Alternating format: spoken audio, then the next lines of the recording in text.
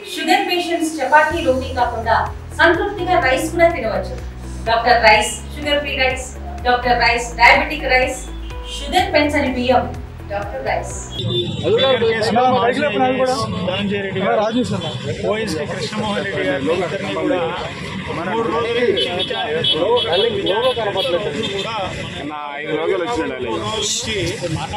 ఇదే SIT office పిలిచి రోజు విచారణ చేసేవాళ్ళు.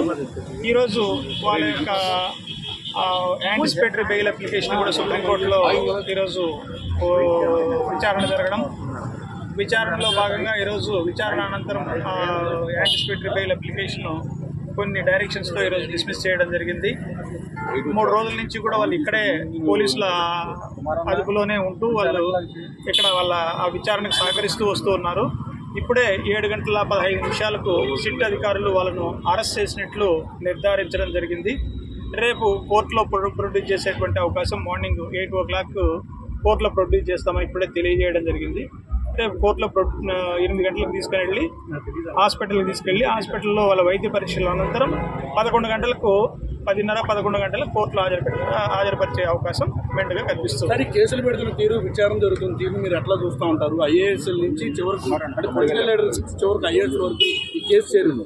ఈ కక్ష సాధింపు చర్యల్లో భాగము, ఇది అందరికీ తెలుసు. ఎందుకంటే గతంలో కేసులు పెట్టారు కాబట్టి మేము దాని కౌంటర్గా అందరి మీద కూడా కేసు పెడతాం. ఆ కేసుల్లో అందరినీ కూడా మేము వాళ్ళైతే ఎవరైతే ఎవరెవరి పాత్ర ఉన్నా లేకపోయినా ఆ రోజు పనిచేసినటువంటి అధికారులందరినీ కూడా, అధికారులు అనే వాళ్ళు ఎవరేం చేసినారు, ఎవరైనా కూడా ప్రభుత్వం ఆ రోజు చెప్పినటువంటి నియమ నిబంధనల ప్రకారము వాళ్ళు చెప్పినటువంటి చేసింటారు. కానీ ఐఏఎస్లను, ఐపీఎస్లను దానికి బాధ్యులుగా చేసి వాళ్ళని అరెస్ట్ చేయడం అనేది మంచి పద్ధతి కాదు. ఇది సంప్రదాయం అనేది కొనసాగుతుంది. ఇది మరి ఎక్కడికి దారి తీస్తుందో తెలియదు, కానీ ఇది మంచి సంప్రదాయం అయితే మాత్రం కాదు. ఇండియా పాకిస్తాన్ తాజా అప్డేట్స్ కోసం డౌన్లోడ్ చేసుకోండి RTV లైవ్ యాప్.